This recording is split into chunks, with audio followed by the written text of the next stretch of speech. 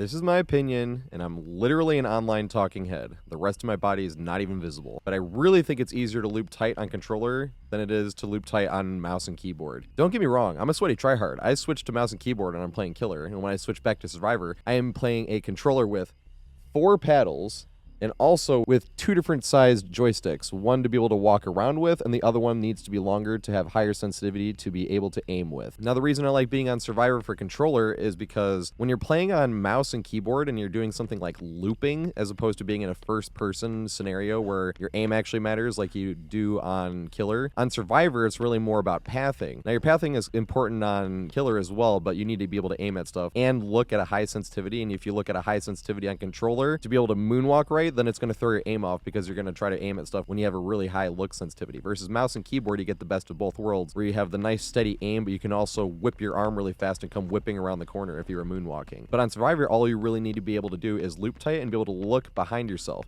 And this is specifically why I think controller is better. Because when you're playing on mouse and keyboard, WASD is limited to the 8 cardinal directions, which means you can really only go 8 directions. So when you're coming around something that's really tight, you end up doing this type of movement on your keyboard, which is kind of like playing Guitar Hero, doing this. When you're doing these little back and forths coming around the corner like this. Now, that one you can still loop as tight if you use your camera, but you have to use your camera to compensate for the teeny little changes that might be in between W and A put together, which would go at the diagonal slant, and that's it. You'd have to use your mouse or camera to turn a slight little bit to be able to loop as absolutely tight as possible. I'm not saying that's not possible, I'm just saying it's really hard. Specifically when you run out of mouse space and you have to pick up your mouse and move it because you ran out of mouse space since the killer was pushing you the exact same direction. This is what I mean by it's so much easier to loop tight on controller, because right now I'm barely moving my left thumb. Right? I am barely moving my left thumb, and my right thumb is just holding the camera. This is all I'm doing to loop as tight as possible. And right now, I can move my camera, right? If I wanted to, I could really move my camera and still loop as tight as possible because of the full range of motion that the actual circle provides versus the WAS and D, which means with WAS and D, when you're looping something as tight as this, say against the Scratch Mirror Myers, because you will play against the Scratch Mirror Myers. Twins is another one where you really need to loop as tight as possible on strangely shaped objects and very tight and react in time. And a lot of times they'll push you the exact same direction. And at that point, you're going to have to pick up your mouse and move it, which means for a brief second, you will not be able to loop as tight as possible. Is it still possible to loop tight enough to be able to do that? Yes, but that's what I'm saying. It is much easier to loop tight on controller versus how easy it is to loop tight on mouse and keyboard. Now, on mouse and keyboard does have its advantages, specifically a flashlight save, because if you're playing on the highest look sensitivity, which I recommend on Survivor since you don't need to aim that much, if you don't get the flashlight in the right spot, that can turn into a fire hose scenario because your look sensitivity is so high. That's why you see survivors when you're playing killer sometimes miss, and all of a sudden it goes all over the place. They're probably playing a controller with the highest look sensitivity. And I recommend you play on the highest look sensitivity because you don't need to hit a snipe headshot. It's not something like you're playing Halo or FPS where the teeniest, tiniest little movement can throw you off between getting a kill and getting killed yourself. It's literally, you can just have it going all over the place, and you need to be able to turn behind yourself and look as fast as possible. And like I said, it's not too hard to be able to control, to be able to loop around something like this either. The other advantage that mouse and keyboard has is doing 360s as well. Now, this is the fastest that you can possibly do 360s on controller, and this is not an ego thing, but you have to spin your camera the opposite direction of when you're spinning your actual feet. And if you could try to go any faster than this, watch what happens. I outspin the camera, and then there's no point in even spinning it the opposite direction. And you can't capitalize on spinning it the opposite direction. So this right here is the fastest you can spin on controller. And I'm literally playing on the highest look sensitivity. Literally, 100% right there. So you literally can't spin faster than this, right? You start doing this whole thing, and then it negates the whole 360 in the first place. The other thing about doing 360s, though, is at the highest MMR, 360s aren't really anything to be relied upon in the first place. They're kind of a last-second resort. Kind of like a ninja in Halo 3 when you were one shot and the other person had an overshield, and the only choice you had was to back up and jump backwards and try to get the one-shot assassination, and you'd only get it if you assassinated them by hitting them in the back. It's pretty much the same thing. Like, you're not going to make it to a pallet. I'm not going to make it to a window or anything, and it's like, okay, better go for a 360 and hope that for some reason they whiff in the highest MMR, because I'm telling you, most highest MMR killers are not going to whiff on the 360, especially when they see it coming when you have no other options. And that brings me to the settings. Here are my settings.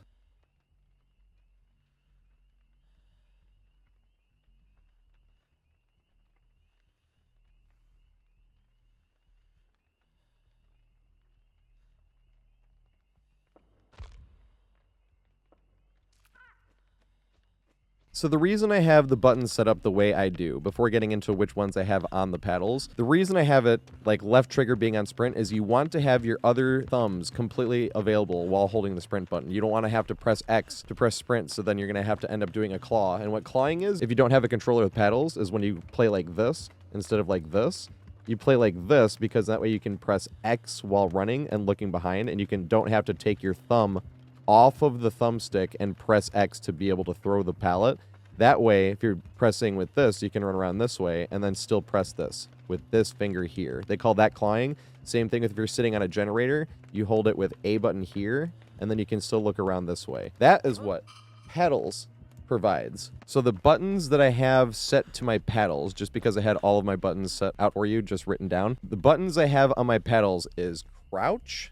I have crouch just in case. You don't need crouch there either. And I have skill check on my left side over here, just in case I'm sitting on a generator and I go to take a drink of water or something, and then I need to hit a skill check with my left hand. That's why I have that one, those two. But the two important ones that you want to have on your paddles is whatever button you have for doing a generator, because that will prevent you from having to do the claw while looking around on a generator, and whichever one you have to throw pallets for the same reason. You don't want to have to claw if you're not comfortable doing the claw to throw pallets. So if you have a controller with paddles, you would want those specific two, because this way I could be looking behind myself and still throw the pallet without having to take my thumb off of the joystick to then press the button. You can just press it on the paddle, so you can have free range of motion looking around this way. And that's why you want whichever button you have to sit on a generator and whichever button you have to throw pallets on paddles. And if you don't, I would recommend you putting those on A and X and using the claw method. And I know it seems almost completely pointless when you have to loop exactly that tight, but there are scenarios like playing against twins or Scratch Mirror Myers where literally just looping on controller, specifically when they're pushing you one direction, may have very well been the difference between actually getting hit or not getting hit, because you didn't want to play Guitar Hero and run out of mouse space and pick it up and not be able to use your camera that you need to use to loop as tight as possible just for that brief second because you ran out of mouse space from them pushing the same way. That's why you want to be on controller while playing Survivor. A scenario is exactly like that. And it's just, in general, when you have teeny tiny little weird shaped tiles to get around, it's better to actually have a full range of motion instead of trying to compensate with 8 total direction changes. So here's some examples of going up against Scratch Mirror Myers where just looping really tight around something really small and they're pushing us the same direction, and twins where controller was probably the difference between getting hit or not getting hit.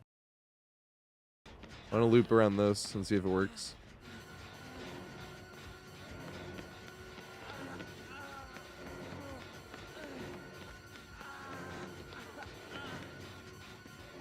No, stubbed my toe. You did too. No, I did it again.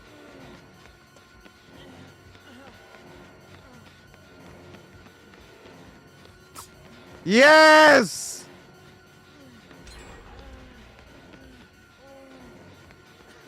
Oh no, big goofy turn.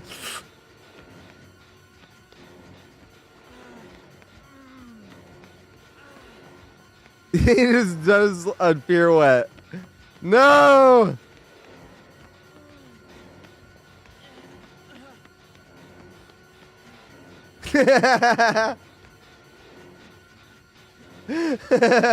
I want to loop tight here. Trying to loop tight against Scratch Mirror Myers is the funniest shit, because I cannot get bloodlust. There's another reason I love this shit. No, I didn't react in time. Gain a little distance. And then they respect the pallet.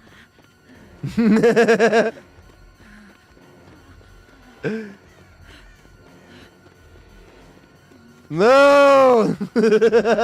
I'll loop around this little thing. Here we go.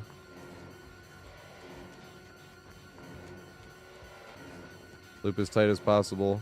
Watch for the double back. This is why it's big Sag. Ah! You tricked me. Oh no! Swing in. You can change distance right there. It's the only place where I can't see him. This was what I was talking about. I was like, these pallets are going to be a nightmare for him. Scratch Mirror. There's only one. There's only 105. This is actually like a poster child chase where I actually think controller is easier than mouse and keyboard. Especially when they push you one way and one way only. Because you don't have to like constantly pick up your mouse and put it back down. You can just hold to the side with your camera. Oh, it's gone! That's unfortunate. Yay. And now it's gone. Oh god, chase me here. Come here, over here, over here. Swing on this. You didn't. I want to loop this. No, I want to loop this! This is the one I want to loop!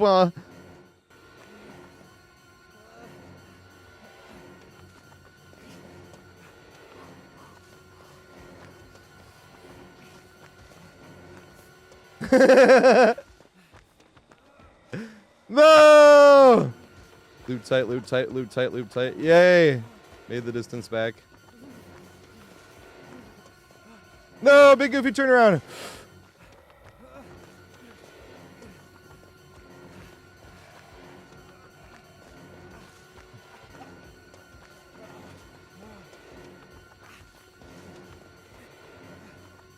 Yay! Ah, damn it! Oh god.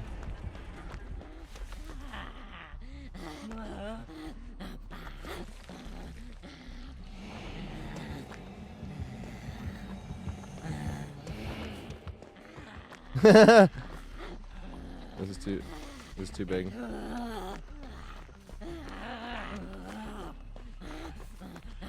Oh my god. I need to find something small. Do this. Here we go. This is perfect.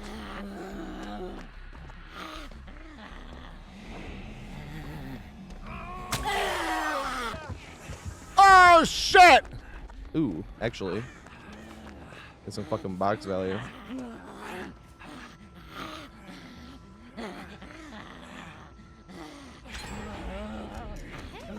Don't give me that look.